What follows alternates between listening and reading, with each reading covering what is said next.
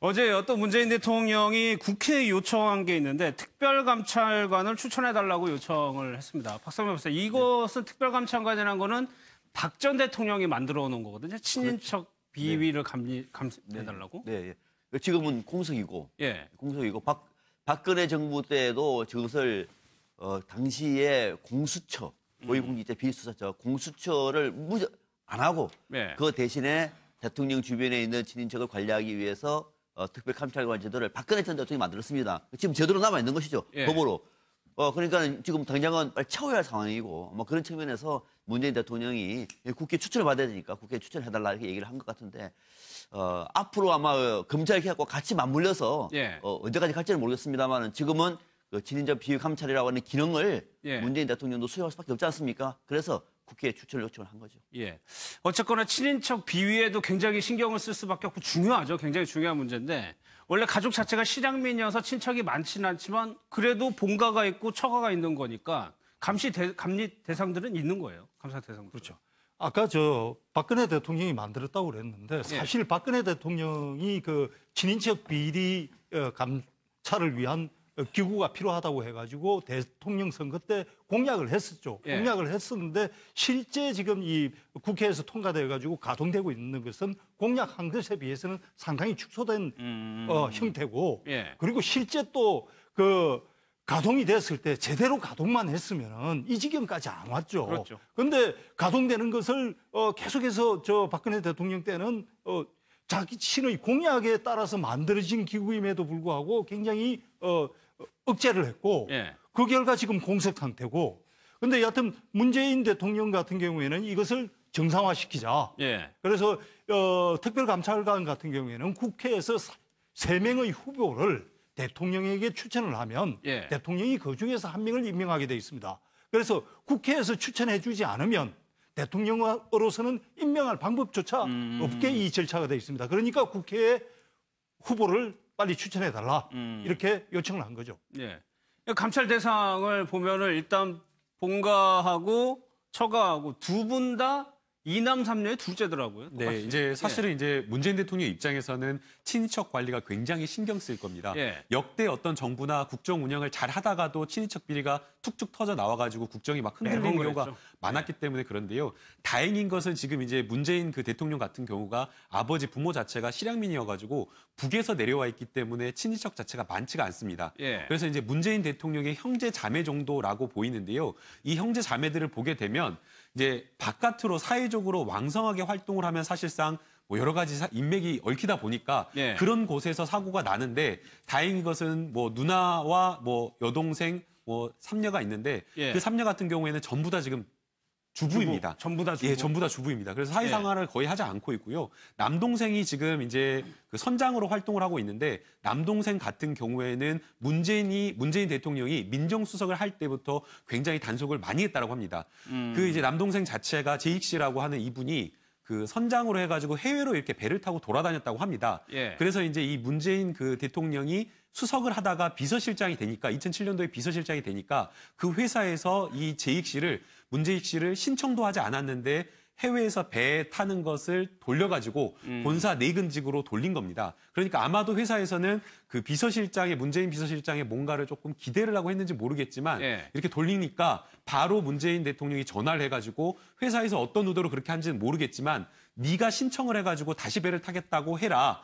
너한테 이렇게 한다고 해도 회사에 일절 한 푼 뭐 도움을 줄 수 있는 것이 없다라고 했다고 합니다. 그래서 실제 이 남동생 문재인 씨가 다시 이제 해외로 배를 타겠다라고 해서 그때부터 계속 10년 동안 배를 타고 있는 상황이기 때문에 아마도 이제 친인척과 관련해서는 문재인 대통령이 또 철저하게 신경을 썼기 때문에 과거 참여정부 시절부터 그래서 아마도 조금 그 걱정은 좀 덜할 것으로 생각이 듭니다. 지금 영상이 이제 문 대통령이 어머니 모친을 뵙기 위해서 부산 영도에 갔을 때인데 저기가 이제 막내 여동생이 어머니를 모시고 있는 것 같은데 글쎄요, 소국장 막내 여동생도 오빠라고 충분히 인터뷰할 때 부를 만도 한데 후보라고 하는 거 보면 단속을 굉장히 좀 잘해왔다라는 생각도 듭니다.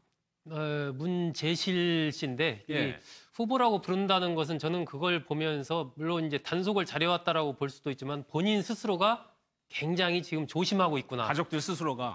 그런 생각이 들었습니다. 그러니까 그냥 뭐 쉽게 뭐 오빠 동생 이렇게 할 수 있는데 하나의 공식적인 좀 의례적인 호칭인 문 후보 이렇게 부르거든요. 예. 그 얘기는 상당히 이제 본인 스스로가 이 동생이라는 것을 굉장히 의식을 많이 하고 있기 때문에 오히려 저런 호칭을 부른다라는 생각이 들고 지금 뭐 어머니 얘기에 따르면 가장 문 대통령을 성격 면에서나 많이 닮은 동생이 저 막내 동생이고 현재 또 어머니를 모시고 있기 때문에 그래서 그런지 주변에서도 이번 선거 과정에서도 뭐 본인도 굉장히 더 의식을 많이 하게 되고 조심조심 지금 행동하고 있다. 뭐 예. 이런 얘기를 공개를 했는데 역시 이 친인척 부분은 정말 아무리 조심해도 지나침이 없습니다. 왜 그러냐면 예, 예. 이게 당사자들은 사실 이런 일을 안 겪어봤기 때문에 당사자들은 조심한다고 하지만 이 세상에는 어떻게 틈만 보이면 어떻게 활용해가지고 좀 뭐 사기를 치든 뭘 하든 이런 사람들이 또 많거든요. 많아요. 예, 그렇기 때문에 정말 이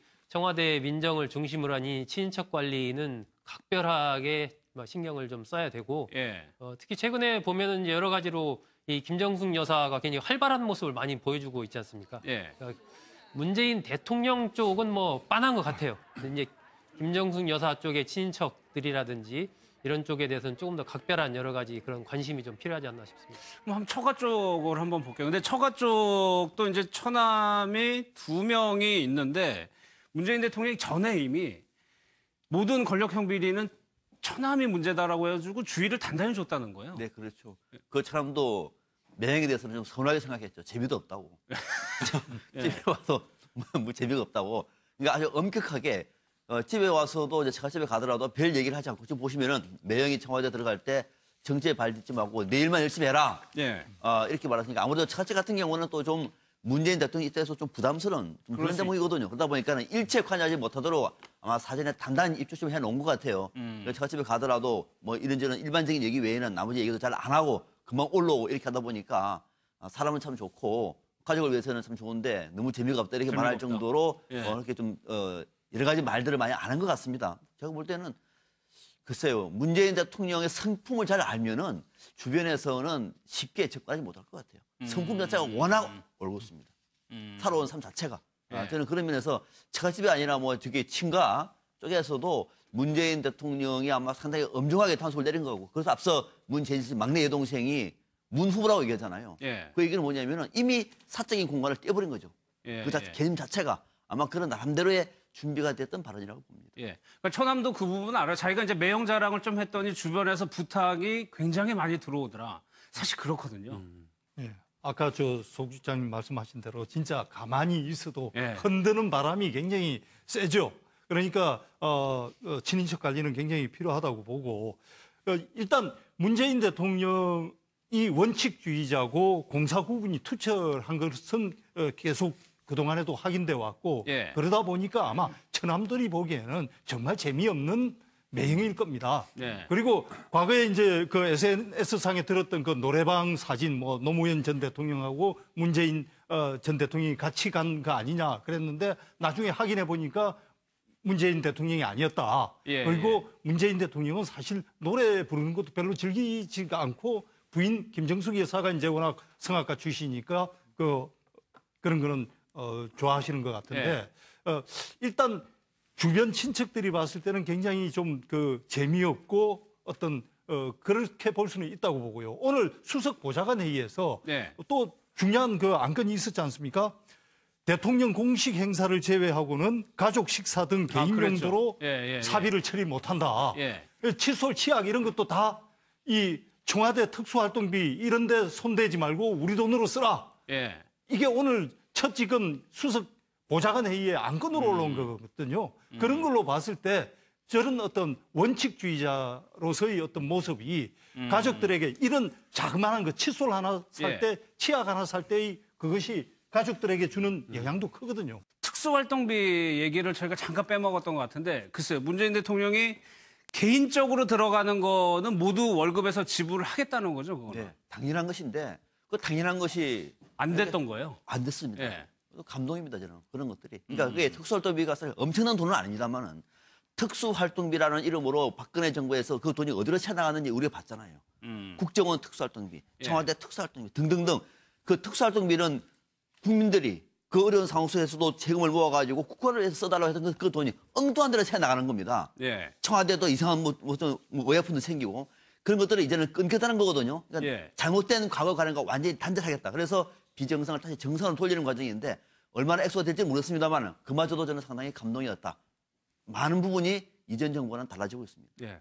뭐 개하고 고양이 사료값 값이 내겠다. 예, 사실 이제 그 청와대 특수활동비가 청와대 행정관들이나 직원들의 월급을 좀 보존해준 쪽으로 쓰였다고 합니다. 행정관들 월급이 굉장히 적어가지고 이 명목에 잡히지 않는 월급을 용돈처럼 받아서 썼다라고 하는데요. 이 부분까지도 지금 줄이겠다라고 하고 있기 때문에 예. 지금 문재인 정부에서는 많은 것들을 변화하고 개혁하겠다라는 내부적으로부터 그런 노력을 지금 보이고 있는 것으로 생각이 됩니다. 알겠습니다. 마무리하겠습니다. 1분 뒤에 다시 돌아오겠습니다.